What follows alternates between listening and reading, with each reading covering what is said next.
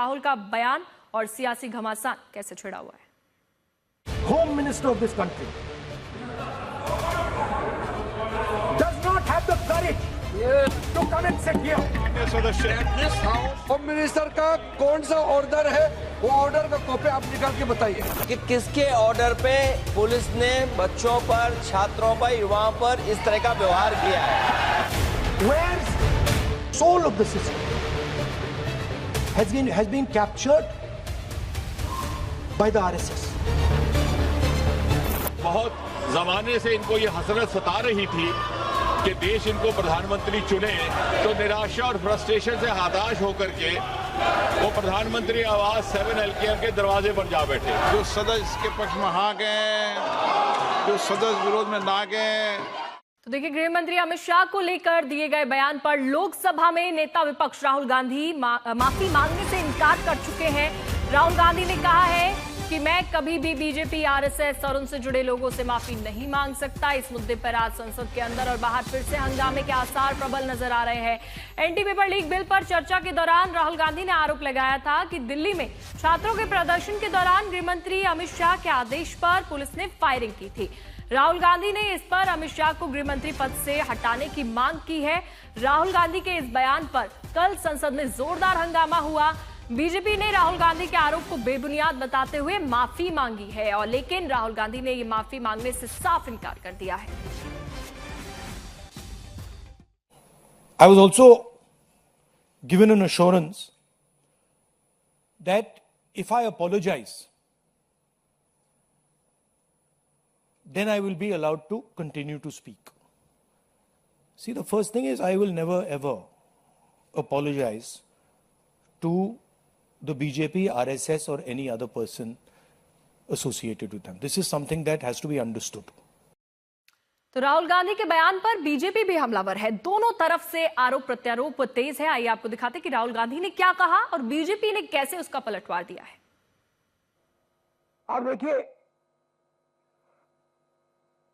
Parliament में आ नहीं पाए, लोकसभा में आ नहीं पाए। पहले बड़ी बड़ी बातें होती थी, अमित शाह दिस, अमित शाह दैट। लोकसभा के अंदर अमित शाह घुस नहीं पाए। क्यों? He is guilty. अगर गिल्टी नहीं होते तो 2 मिनट में आकर जवाब दे देते। माफी मांगो राहुल गांधी, माफी मांगो राहुल गांधी।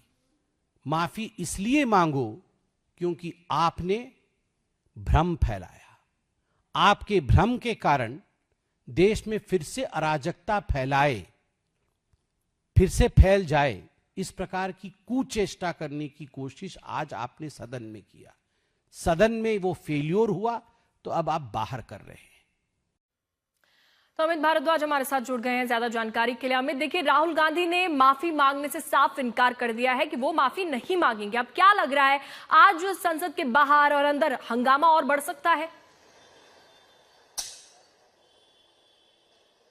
निश्चित रूप से हंगामा बढ़ेगा, क्योंकि विपक्ष इस बात को लेकर अब एजेंडा बनाएगा। संसद के बाहर खासतौर पे जब हम देखते हैं कि 10 साढ़े 10 बजे के आसपास विपक्षी नेताओं का जमावड़ा लगता है, सांसदों का जमावड़ा लगता है मखरद्वार पे, तो वहां जबरदस्त प्रोटेस्ट भी विपक्ष आज कर सकता है, क्योंकि नेता विपक्ष का अभिभाषण कर लोकसभा में खत्म नहीं हुआ था और उसके बाद डिसरप्शन हुआ। फिर हाउस जब रिकन्वीन हुआ तो मंत्री जितेंद्र सिंह की तरफ से बयान दिया गया और बयान के बाद बिल को पैसेज के लिए डाल दिया गया, यानी कि बिल पास भी करा लिया गया लोकसभा में।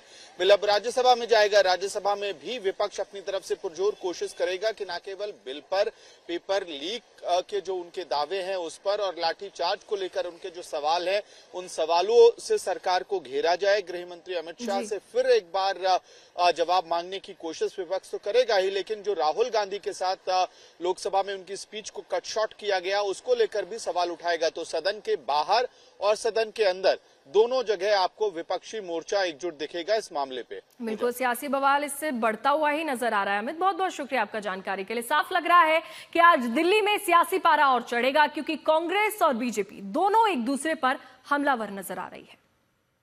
राहुल गांधी जी की नकारात्मक सोच निंदनीय है। उनको कोई शालीनता नहीं है, बड़ों का सम्मान करना नहीं आता है। और मुझे लगता है कि ग्रैंड ओल्ड पार्टी जो कांग्रेस कहा जाती थी, उसको पूरी तरीके से ध्वस्त करने के एजेंडा से राहुल गांधी जी काम कर रहे हैं। एक पुरानी कहानी है कि एक समूह बच्चों का चिल्ला रहा था, मेरे देश का राजा चोर, मेरे देश का राजा चोर है, देश का राजा चोर है, मेरे भी नहीं, देश का राजा चोर है। तो पुलिस ने पकड़ लिया। बोला सर हम तो फलाना देश की बात कर रहे थे। बोले बेवकूफ समझ रखा क्या, हमको नहीं पता था।